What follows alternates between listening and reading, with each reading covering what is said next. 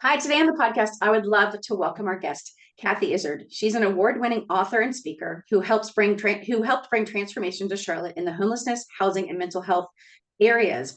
She has written 5 books. In her new book, we're going to talk about today, Trust the Whisper. But I'm so excited to share this conversation with you because not only has she trusted the whispers and the call that God's put on her life to do step into so many things, but that is what she's doing with herself now. She's speaking and talking about stepping into our calling and our purpose. And she's just inspiring people all around the world with her coaching, her speaking, her retreats, and her writing. So I know you're going to get so filled up with this conversation. So, Kathy, welcome to the show. Thank you so much. It's great to be here. Absolutely. So I would love for you just to share with us a little bit. I know we could talk for hours just about, what you've filled in some of these books, but can you tell us just a little bit about what did life look like in the last, 10, 20, 30 years, snapshot? And then what does life look like now, and how are you inspiring people? Thanks. Yeah, so my life looked very different 17 years ago. Probably in my 40s, I was really restless for purpose. I knew that the life that I was living was good. I was a mom, I was a graphic designer, I was a volunteer in a soup kitchen, but just had this nagging feeling that the life that I was living was not what I was supposed to be doing. Yet I couldn't quite figure out how to change that.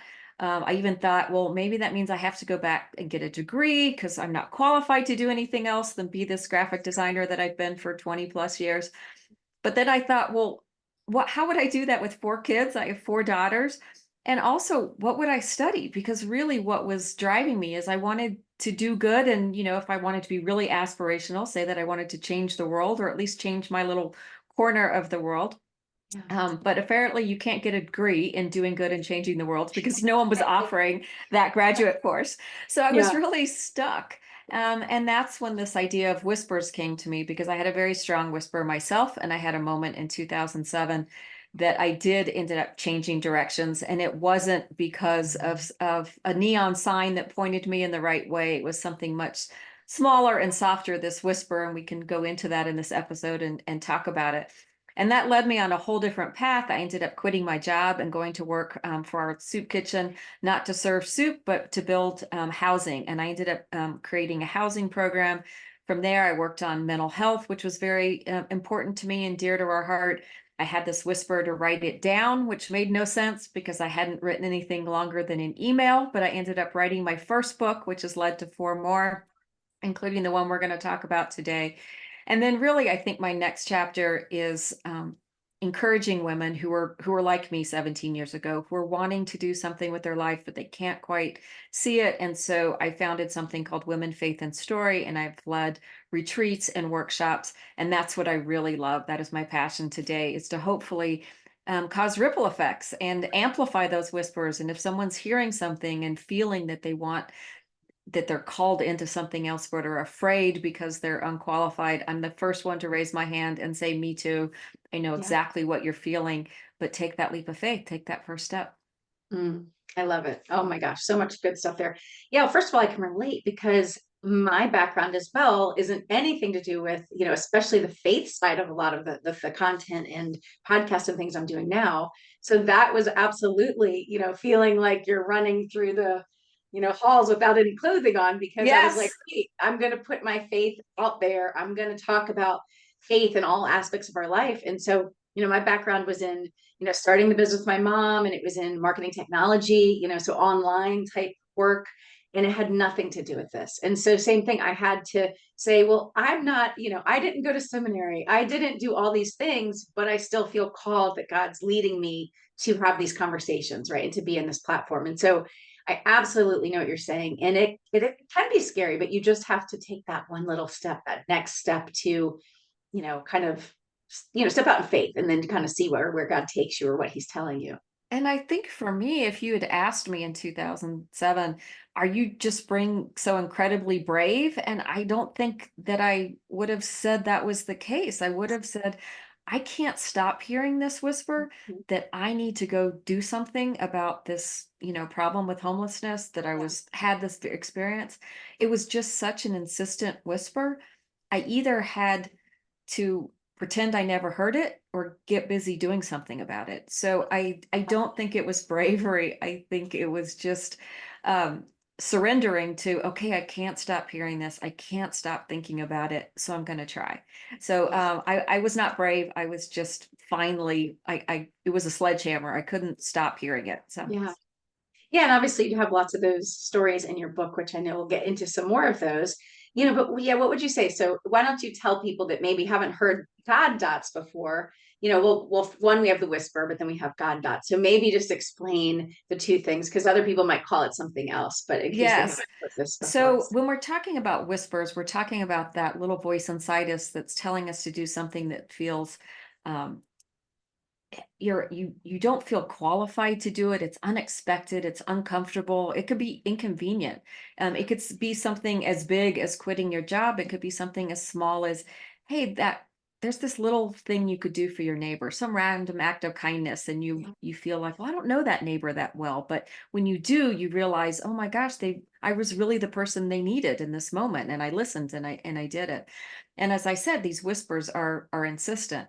And so when I started hearing this whisper to quit my job and house people experiencing homelessness, I felt a little crazy. I really I was not a person of strong faith. I didn't really believe, why would God be calling me or talking to me? Um, and so through the process of listening and what happened over those years, I started realizing I wasn't special or chosen. We're all hearing these whispers. We all have Yeah. these moments of, and call it what you want, call it Holy Spirit, call it God, call it soul talk, call it, speaking from your heart, whatever it is, the Yeah. language that resonates with you. It is that little voice from our soul. And I started meeting all kinds of other people that were having the same experience. Mhm. And not only that, they were having remarkable outcomes as well. And even more amazing to me is some of those people who were strangers at first became key to someone else's story. And I Yes. started calling them, as I was connecting them and hearing these stories, I started calling them the God dots in my life. These people that I realized it wasn't coincidence that we met each other. It wasn't just some sweet serendipity. We really were all connected in this way. And to me, that's kind of the third part of experiencing a whisper, connecting it in some divine way. When you talk about it, you really see how the ripple effect is so much stronger than you think, Yeah. how we all are connected in this divine weave. And it is not random. We're not here by accident. And our Yeah. stories are really intricately tied together. And to me, that was the most remarkable outcome of the last 17 years of listening and paying attention and meeting other people, is realizing it really transformed how I see the world and how I saw my faith. Absolutely. Yeah, that makes a lot of sense to me. And one thing is I love that you say that about you say that we should talk about it or share, right? These things that are happening to us because if we don't, one, sometimes we don't make the connection, right? If Yes. you didn't talk to some of these people about what was happening kind of in parallel, but then two, sometimes it's just like they say, if you don't write down your prayers and go back and see if they were answered, you forget, right? We move on You with do. life. And so, I've talked about that before, but not so much about writing down maybe the miraculous things or, the divine timing, divine connections. So what else would you just share with people about that? Maybe they're hearing this and saying, well, maybe two things. One, they're thinking like, well, I don't I don't really know about all this. I don't really, feel like I hear a whisper or this, my soul telling me to do things, or maybe they haven't really been tapping in, listening to it. But then two is why would I, why would I write this down or acknowledge it or share it? So how would you address both those things? Or really, why would I listen, right? Why Yeah, why well, why that pay too. attention? And I would say I do believe that God is whispering and waiting patiently for each of us to pay attention. I know for the first 40 my years of my life, I don't think God was any less present in my life. I just don't Right. think I was paying attention.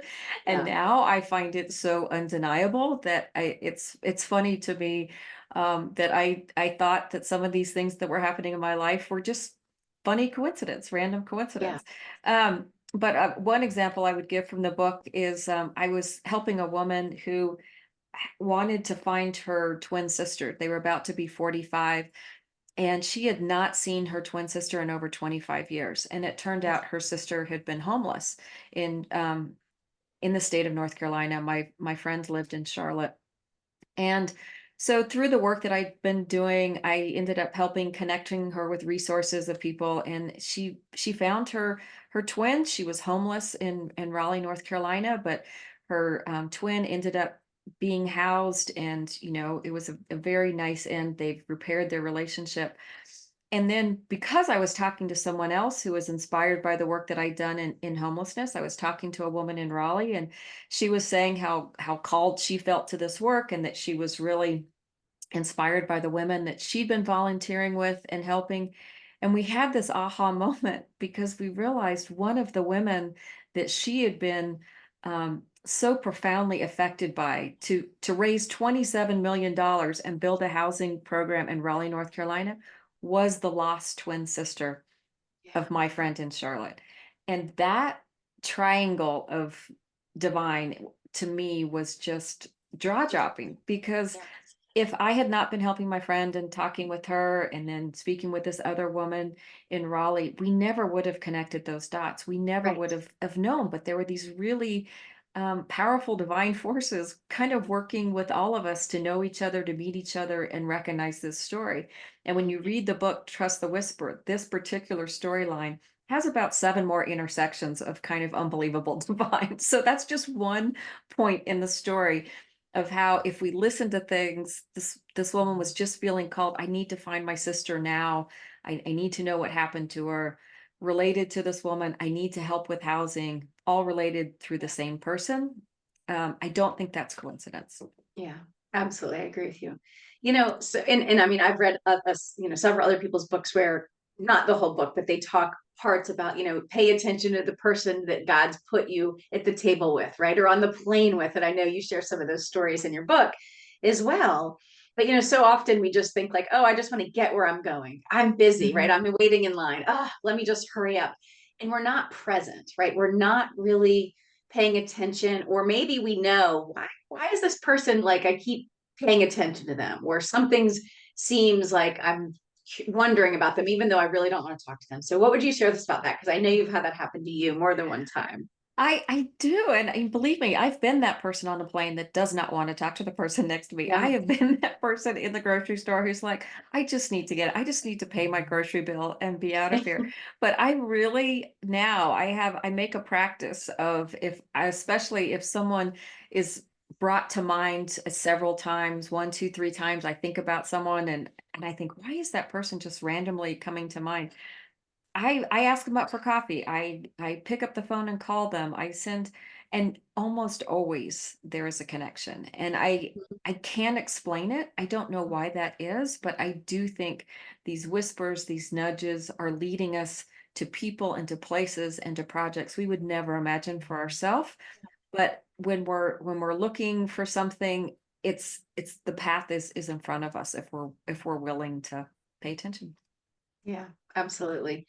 Yeah, I mean, so many times, right? It's if we're open and we're present and we're paying attention, right? And then we're letting God work in our lives, right? In that timing, in that moment. Yeah, Like and you said, I it's think it's this there. idea can be, I think for me, for the longest time, I wasn't willing to trust this or to think of it as real. I think we can tend to think that it's too woo-woo, that it's just, Yes. oh, that's almost like supernatural Right. and not. I'm a very practical, logical person, and I didn't want to believe that I was bumping into holy, that the examples of God were right in front of me all the time. But I think if you are willing, if you begin by believing there is something to hear, if you begin by believing that there are whispers in your life, and you take a chance on a small one Yeah. of the nudge to have coffee with someone, or the nudge to check on your neighbor, and you see what happens, and you think, huh, I wonder what happens if I trust the next one. I do think Right. whispers can be like muscle memory. Yeah. The more you try, the more you believe, the more then they can lead to some heavy lifting, which can make big changes in your life. Yeah, and I don't know if you would agree with this or not, but I think there's those momentary whispers or things that we do, right? Either we connect with somebody or we, stop and we end up helping someone, whatever it might be. But then there's also that like you said, that incessant, the same thing that we're getting that little voice telling us, which Mhm. is more towards purpose or call. So would you Yeah. say anything about, because there's really two different ones. I mean, they're similar, but there's ones that are more like are momentary or in our daily lives, and then there's the ones that are more kind of put on our heart and it won't leave us alone, right? That are ongoing. And I do think they're related in that Yeah. maybe they're trying to get us to pay attention to the small one that's not so risky, so Right. that when you do have that one that's incessant, that's won't let you go, then you maybe will trust it a little Yeah. bit more. And Yeah. I think the first time I heard a whisper in my life, I was 44 and I was, restless and looking for purpose. I had read this book called Same Kind of Different as Me with Ron Hall and Denver Moore, and my mom had thought I would like it because it had stories of how they met in the soup kitchen and the way their life was transformed. And I read it and I was really kind of ashamed of myself because I'd been working in the soup kitchen volunteering one Sunday a month for almost 10 years. And in the book, Ron and his wife Debbie do something really remarkable. They end up creating a really authentic friendship, making Denver, who'd been homeless almost 30 years, family. They invite him to live with them, and they ended one person's homelessness. And I thought, well, gosh, I've served some soup, but I've certainly never ended anyone's homelessness. And this book kind of haunted me in a way that I can't quite explain. But I Yeah. know that every time I looked at that yellow cover, I had this whisper, invite them to speak. Well, that made no sense. I mean, we weren't having a fundraiser. I wasn't in charge of anything. I was just a volunteer, but it wouldn't let me go. Yeah. So I listened. I sent an email one day to Ron Hall. He's a New York Times bestselling author with Denver Moore. And I sent them an email and I said, hey, I don't know if you ever speak. What would you think of coming to Charlotte to speak? And I pressed send. And I thought, well, that was really crazy because I don't know why I did that. And I hope he doesn't read his email. But he answered me 20 minutes later and he said, sure, when's your event? Mhm. And that's how I ended up being in charge of a fundraiser for 1,000 people that was going to raise money for our soup kitchen. But it really is what led to my having kind of the real epiphany is I had a moment with Denver where he asked me 4 questions that kind of changed my life forever. And I couldn't unsee the way he had me see homelessness. And that led to me quitting my job and going to work for that soup kitchen. And we ultimately raised $10 million dollars and built a building that now stands today called Moore Place, named in part for Denver Moore. Yeah. And I didn't see any of that coming. I certainly would not have said at the time, oh, this is what I'm going to do. This is how I'm going to do good in the Right. world. But it was starting with that one little whisper, invite them to speak, that Mm. led to another one. What Yeah. are you going to do about it? Quit your job, which led to another one, which led to write a book. And each one just kept building upon the other. Yeah. And I made this huge detour in my life for which I'm forever grateful. But it all goes back to that moment with Denver. Yeah. Well, and started with that book, right? The whisper that that book put on you, that it or awakened within you, whichever way that is. But yeah, Yes. and it's amazing. But yeah, it's really like little divine breadcrumbs, right? It's that I like voice. that. It's yeah, you kept kind of picking up the next thing. I mean, like you said, you didn't know you were going to find or the next thing was going to happen, like the question he posed to you, or the questions, but the big one, right? Which is, what are you going to do about the fact that you shut your doors at night and the homeless people have nowhere to go, right? Basically, Yes. they don't have anywhere to stay or sleep and be safe at nights, and so Hmm. right, and that was kind of the big question that haunted you, which is you knew that sort of, but like, what are you going to do about it? Because it's a big problem. Yeah, I was giving him a tour, and I was of the soup kitchen prior to this big fundraiser we were going to have, and I was expecting him to be really impressed with what we were doing because we were more than a soup kitchen. We had art programs, soccer programs, gardening programs, and I was really proud as a volunteer of all that we did. And so I Yeah, was showing it to him and expecting him to say, "Well done, good and faithful servants in Charlotte, North Carolina. Great job." yeah, And he wasn't. He was just looking at me like I was waiting for me to get to the good part of my story and like show him something really impressive. And so we got to the end of this wildly uncomfortable 20-minute tour and he hadn't spoken for almost 20 minutes. But when we got to the end and I thought, well, this was a bust. It's not what I how I thought it was going to go.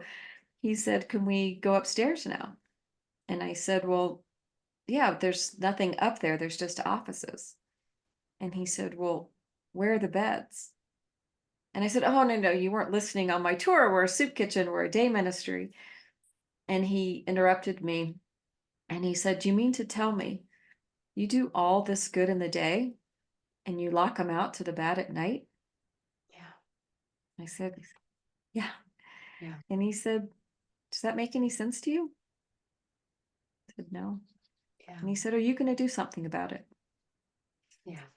And that was my moment. I mean, I'd never thought of homelessness that way. I'd never thought about the fact that we opened our gates at 8:30, we closed them at 4:30, and what in the world happened in between, right? Right. Yeah. But I couldn't, after he showed me that and posed it, I couldn't ever unsee it. I couldn't go back Yeah. to just serving soup and pretending I didn't know. And Yeah. that changed everything for me. And I tried to not hear his voice, but then that started that whisper, what are you going to do about it? Where are the Yeah. beds? What are you going to do about it?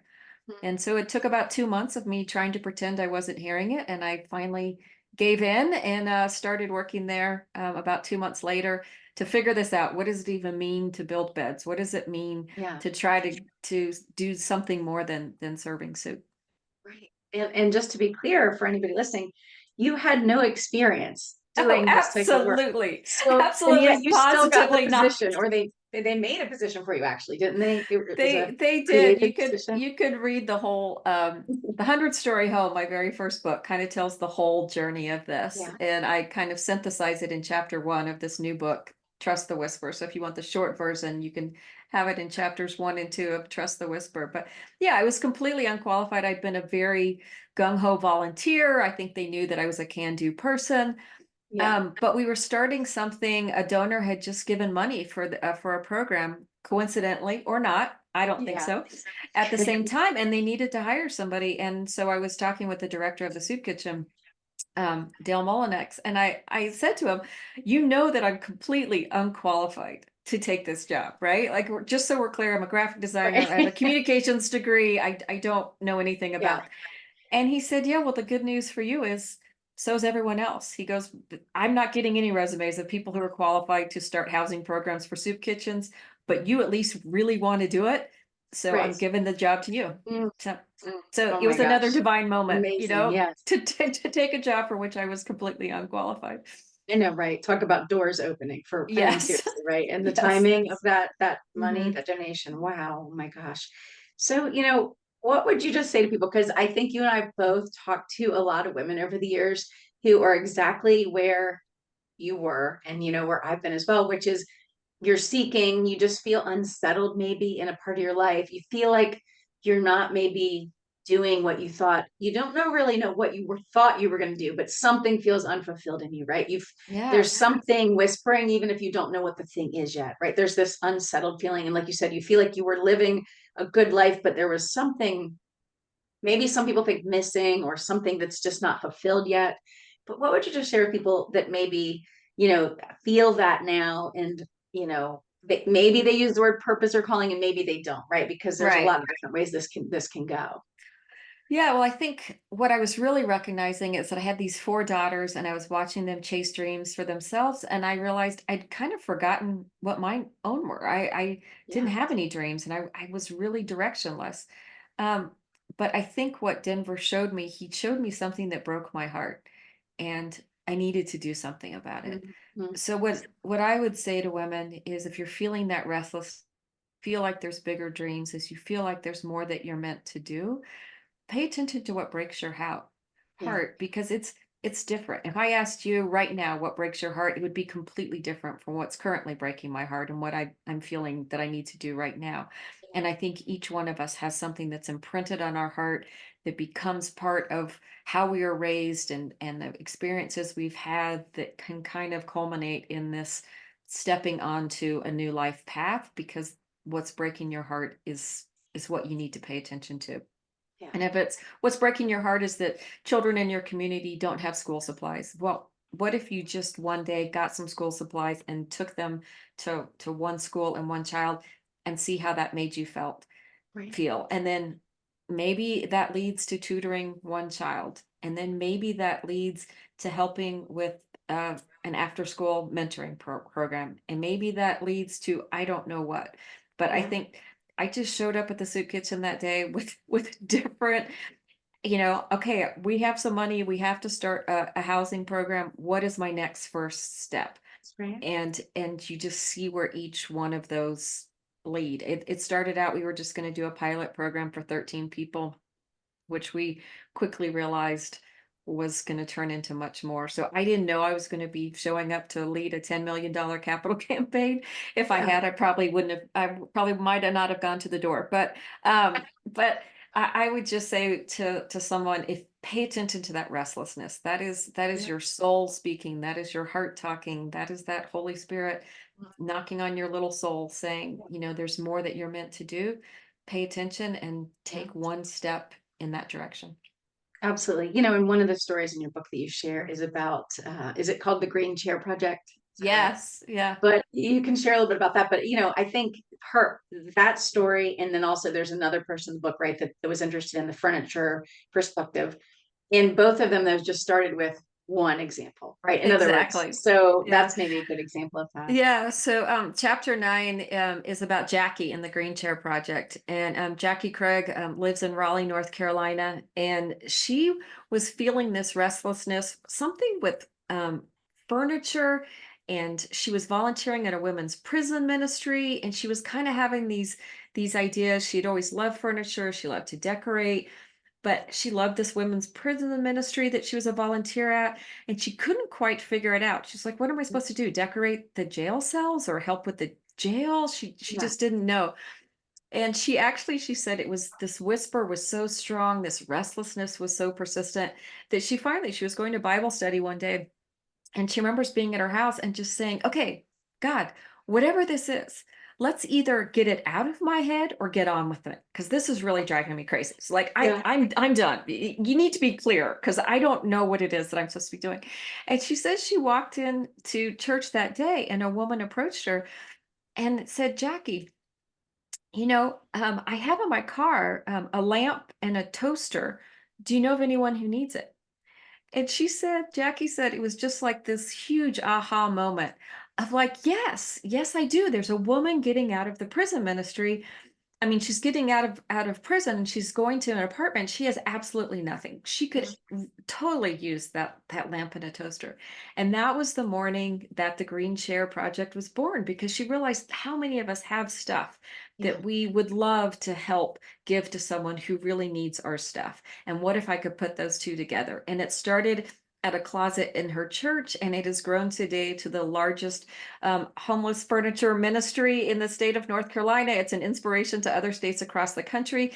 They just they've helped 10,000 families and given 10,000 beds to children. They've Yeah. helped with disaster relief. It is remarkable what they have done, and it started with a lamp and a toaster and a Yeah. whisper to do good that she couldn't Mm, quite explain. So, yeah. Yeah, I mean, I think that's such a great example because all of us can do something or might think, like you said, gosh, you seem to have these, you know, interests in this thing, these passions or this skill set.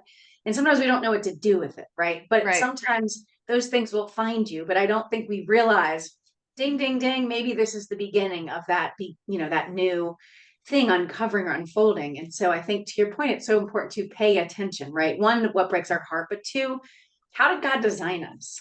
You know, Mhm. like what are the things that he uniquely made you that you've done in the past or your experience or your skill set or, you know, that you're good at, whatever things are, because they all tend to intersect, right, in some way. And so, not that we can always put it together then, it's a lot easier to look back and figure that out. No, I think But they do. Whatever yeah, your talents are, you know, Jackie very famously said, God uses everything. Like she thinks of all of her experiences. She never thought she'd be the executive director of this massive nonprofit, but if mhm, she thinks of all the things in her life and how God uses everything, that they all came together. And I would yeah, say in my own case, I really thought when I left graphic design to go work for the soup kitchen and start this housing program, I was relieved because I thought, well, graphic design, that's just not very fulfilling.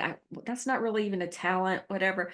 You know what I needed to sell a crazy idea like building an entire apartment building for formerly homeless people. I needed graphic design skills to create a brochure so that I could Right. sell the idea to people. So Yeah. that came in really handy. I've done 2 children's books now. Do you know what I need to do children's books? I need graphic design skills to be able to Yeah. lay out the books and make them beautiful. So it really is funny to me, this skill that I thought was so useless and that I'd almost wasted 20 years of my life doing. It was so key to so Oh, many things that I'm doing now that I yeah. thought were this whole separate life, but they're connected. They're Mhm. tied. And I needed the time spending all those years. All the people I met, former clients, were helped with all the things I did later. It's all tied. Absolutely. I so agree with you. Even years ago, I was doing the stuff with my mom. So the business or the site we have, Ziggity Zoom, which is a family education and fun site. Well, I had just told her the day before that I said, financially, things aren't really where we want it to be. So if that doesn't change by January, this was October, I said I might have to look at something else, but I really meant just supplemental. Well, the next day, an old colleague of mine from 20 years prior called me and they were looking for someone, right? And I was like, I said it out loud and literally, and I didn't know that that was going to be necessarily something I would walk into. It could have been that some of my contacts, right, because I had a lot of online Mhm. contacts, would have been the right fit, but it just so happened, right, that I ended up stepping into that for 2.5 to 3 years. And I wasn't planning on doing it full time. I was originally going to be a consultant. But anyways, the point though is it was much like that. Like each thing I've done, I was kind of like, well, I don't know if I should step into this for right now, and then of course I knew I was kept being called to do my own work and step into other things. So that's why I left. But all of it is tied together. Like even though I had my podcast microphone before I started that job, so years ago before I started, just things happened where I didn't start. One of the many things I did for them, it was marketing technology director, was make sure their podcast, everything was running for that. Right. So each step adds to the next thing. Right. That was a small, It's tiny so part of it, but right. It's always interwoven, it always. I had no dreams of writing a book ever. Yeah. That was not part of it. And you know what I did for almost 4 or 5 years at my church? I was the person who booked authors and speakers at our church for this Yeah. something called Faith Forum. And so people like Anne Lamott and Brene Brown and really big names, Yeah. I was calling their folks and I was setting up all the arrangements and I was working on the book signings and I was there with them. And now here I am, Yeah. 5 books later, thinking, oh, maybe that's so I wouldn't be so scared when I had to do it myself because I saw the inside of what it looked like. I saw these, women who were really just normal, great people. And Yes. I was thinking, oh my gosh, they're authors. That's a very scary place to be or thing to do. But even Oh my that gosh. makes me laugh. Yeah, I love it. Well, and I'm going to forget the word now, but I don't, is it called shadow careers? But anyways, there's that concept that a lot of us end up working in an industry or a skill set or a career that's there. We're really meant to be in the one career over or like Right. that, but add something, and so a lot of Yes. times like somebody doing graphic design or working in publishing, but they're not the author, but eventually they might jump over to the other, it's kind of, Yes. they're kind of being hidden or not hidden, but you were learning the skills, you were doing the things, not knowing, hey, one day I'm going to be one of those authors, so I think it's so interesting how this all works out. It it really is. I would never have planned anything that I'm doing. If you had asked me 15 years ago, are you going to be writing or speaking or anything? I would say absolutely not. I'm terrified to stand in front of people. I'm not going to talk to anyone. Why would I do that? Why would I raise Yeah. money? No. So So let me ask you about this. So throughout your book, it's very clear that you were the linchpin, if you were tying people together, or the cog, right? Like you connected a lot of people, you brought people together. So what can you share with us about community and the importance of that? Even if it's somebody that doesn't feel like they're part of a community right now, like seems like it played in so much of these stories that you share. it really does. I think for the longest time, I was pathologically self-reliant. I tried to do things by myself on my own. And it wasn't until I stepped into this very large project that I could not possibly have done by myself. I could not possibly have Mm. raised the money and built a building by myself, that I had to kind of surrender and let go and ask people to come in and help, which became so much more fun to have this collaboration of people working for good, and had done it several times after that. But I do think that, we've been talking about whispers, we've been talking about connecting, we've been talking about saying it aloud. And I think Yes. all of those things are part of finding the people that, that you will not only be, maybe you'll be leading that charge, but maybe you have the skill that somebody needs. Yeah. In the book, I talk about at one point, I was going to have to create these very complicated pro formos. And I had to be a certified public accountant to get those done. Mhm. I could not be a certified public accountant. I couldn't go to school to get it done quickly. We couldn't afford to pay someone.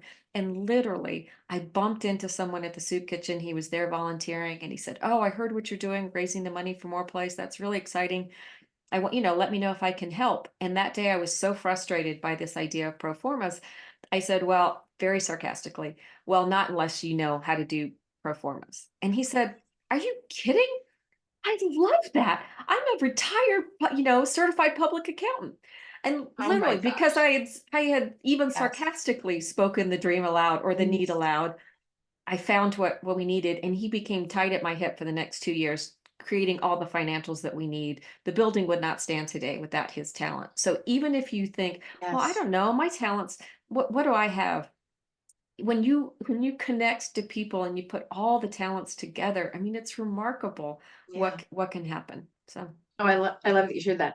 Yeah, it reminds me, I don't remember which book it is now, but one of Mark Batterson's books, I think he's sharing an example where one gentleman basically was struggling. He needed a computer, right? So this is a small scale, not like building a whole building, but he kept kind of praying for the computer. And you've heard other stories like this. But anyways, finally he tells someone, one of his friends, and he's like, "Oh wait, like I have a extra computer." But it's like before he was never speaking his need, and so no one knew that he needed something. So while he was praying to God, a lot of times God's expecting us, right? If we can fulfill it, he's going to work through us to fulfill something. It's not necessarily just going to magically show up on the desk, right? With yeah, no yeah, it's not. intervention of a person. Yeah, we're the hands and feet in the world, right? Yeah, And I do think we can each be the hands and feet and hearts in the world that right. makes things happen. And Mm, so, listening to the whispers, connecting with people, speaking your dreams aloud, it really starts to transform and change things. absolutely. I love it. Let me ask you this. What would you say is, I'm sure they're all your favorite stories, but maybe what's one favorite story or snippet that happens in the book that you want to share that you think might encourage people? I think my favorite is chapter 8, Miss Joe. And Miss Joe had read my first book, The 100-Story Home, and read this impossible story about how we, went from, soup to all of a sudden a building that houses over 100 people. And she sent me an email. She lives in Kingsport, Tennessee, and she sent me an email and she said, "I am so inspired by, what you did, and I'm really feeling this is my whisper here in Kingsport. It's not just housing we need. We don't even have a shelter. There's no place for people to go at Mm, night. There's even not an emergency shelter. And I think I want to start there. I'm going to try and work on a shelter." And I said, "Well," she said her nickname is Miss Joe. And I said, "Well, Miss Joe, that's great. I would love to help you." And she said, "Can I bring some people from Kingsport to stand in your building and we'll get inspired?" And I said, "Yeah, that'd be great." So the kicker to the story is when Miss Joe read the 100-Story Home, she was 100 years old. mm, When she took her a little while to motivate the people and get the 2 van loads from Tennessee to come stand in more place, she was 102 years old. She went back from that and started a nonprofit at 103 years old called the Kingsport Homeless Ministry. mm, She started working on what they would call Grace House, which would be Kingsport, Tennessee's first shelter, emergency shelter. And she asked for her 105th birthday for all donations to go towards Grace House. Miss Joe did eventually pass away, but Grace House is going to open this summer. And so if anyone's listening and you think, "Oh, well, I'm too old. Whispers are for young people and it's too late for me." Well, if you are 85 and listening to this, you have 20 years to still work on and listen and pay attention to whispers. So I don't know how old your average audience is, but I'm betting it's a lot younger than 85, so that none of us are off the hook. Like we could start right. listening at any time and paying That's right. attention at any time and acting upon those whispers. I love it. No, I loved that story. And yeah, it is inspiring because I think it reminds us, we're told you can have a new dream, you can do something new at any age. And there's lots of examples of people doing that, right? In any decade, right? Any season.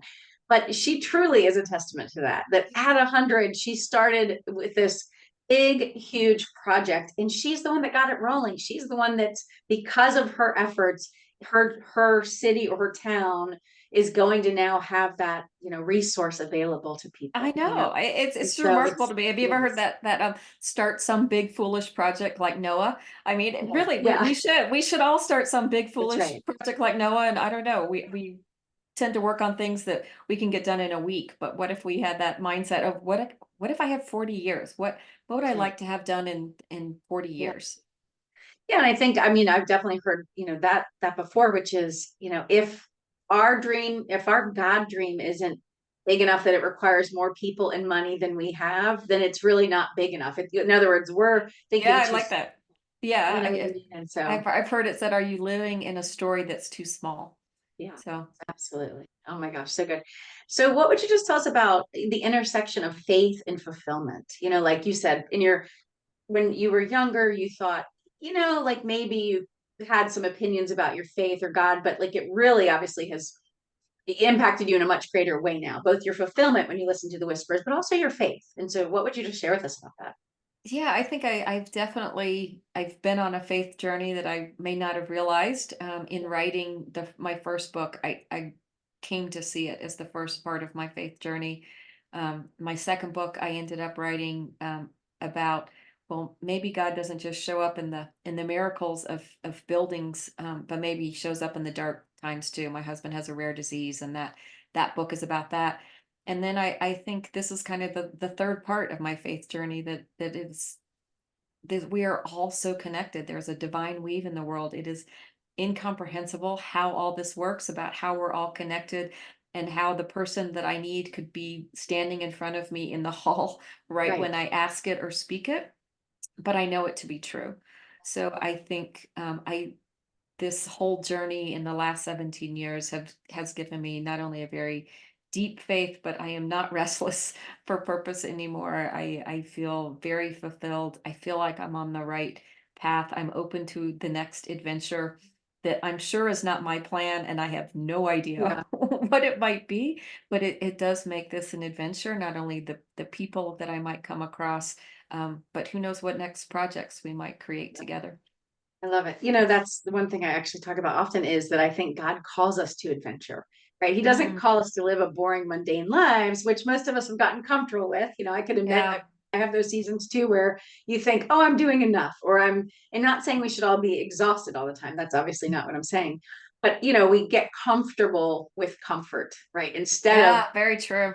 Instead of being comfortable with discomfort, you know what I mean? In other words, we just get used to, let's turn on Netflix and let's do this, and instead of like, what's that little whisper, right? Yeah. That's prompting me to go get uncomfortable for just a minute, or do something I haven't done before. And so I think it's so important that we are opened, in our mindset Yeah. to these I think we get calls very and comfortable in what we become capable of. It's like we become capable of things, probably early on in our lives, but that may not be what we're called to. yeah, I was very comfortable as a graphic designer. I yeah, made a good income. I could have kept doing that. It yeah, was very uncomfortable to go work for a nonprofit. It was very uncomfortable to write books. It was very uncomfortable to speak. And yet that's, I think, what I was called to, and far beyond what I thought I was capable of. And yeah, so I would just encourage anyone who's listening, is if you're feeling comfortable in what you're capable of, then stretch yourself and think, I yeah, don't know, what might I be called to? And it's going to be uncomfortable. Whispers are uncomfortable. It's risky. But I yeah, think, to your point, it's an adventure worth taking. yeah. There's a quote I've shared before on the podcast, but it's and I'm not sure who said it, but it's, your comfort zone is is the greatest enemy of God's miracle zone. And Mm, it's a pastor at Substance Church, Pastor Carolyn Hawes. But when I heard that, I was like, oh my gosh, right? It's so clear that it's like, oh wow, I didn't really think about that. That if we're too yeah. comfortable, not saying we should never be comfortable, but it's like what you just said. It's so important that we're willing to shake things up a little bit, right? Yes. Hmm. So let me ask you, as we wrap up, what might be just one last message of encouragement that you might want to share with the listeners? Well, I just think our whispers lead us to ourselves, to each other, to God, and to our own truest story. And I think when you're willing to take that risk, there's a life ahead of you, um, full of things that you can't possibly imagine. So I encourage you to trust that whisper and take that first step. Mm, I love it. So before we wrap up, let me just ask you this one question. What is fueling your life these days? What is something that's just giving you life or joy this season? Well, what is fueling my life at this exact moment? I was very busy this spring with launching this book and Yeah. talking about it and going around, and literally just arrived where I am today in Wyoming. Arrived here last Friday, and I'm just doing a giant exhale. And what is fueling me is walking in these beautiful mountains and fly fishing. I've gotten into fly fishing because my Wow. husband is a big fly fisher, and just really enjoying nature, which is a great place to be quiet and listen Yeah. for next whispers. But the beauty of this place and spending some exhale time is what's fueling me right this moment. I love it. It sounds amazing. Well, wonderful. Well, thank you for joining us today. And can you share with us, Kathy, how can people connect with you, learn more about your books and all the other wonderful things you're doing in the world? Yeah, thank you so much. Thanks for having me. The book, Trust the Whisper, is available wherever books are sold. It's in paperback, audiobook, ebook. So any way that you'd like to consume your books. My website is my name, kathyizzard.com. So KathyIzard. And I also have information on my Women Faith Story website, womenfaithstory.com. And I'm sharing stories of people who've listened to their whispers on a new Substack called What's Your Whisper? So you can go over to Substack, What's Your Whisper? And I'm continuing to post stories of people who've listened to their whispers to continue inspiration even after this book has been published. I love it. And let me just tell you, for anybody listening, I just finished her book last night and then just the last little bit this morning. And it was beautiful. It was encouraging, inspiring. And I can't even tell you how many times I cried, like full on face tear Oh cry. my gosh. I'm not joking. Like so many times I was like, literally had to go inside and like get Because tissue. there's so many feel good stories. There's so many people Yeah. who have like really, I don't know, feel good things. So, But yeah, no, and I didn't cry because it was sad. I cried because it just moved me, you know? And oh, thank so you. yeah, so I just shared that because it was beautiful. And I don't know if anyone else is like me, but I love reading books that inspire me in my life and inspire me in my faith. And it did both. So just thank you Oh, for sharing it. thank you. Thank you. Thanks so much for joining us today. I really appreciate it. It's been a great conversation. Thank you.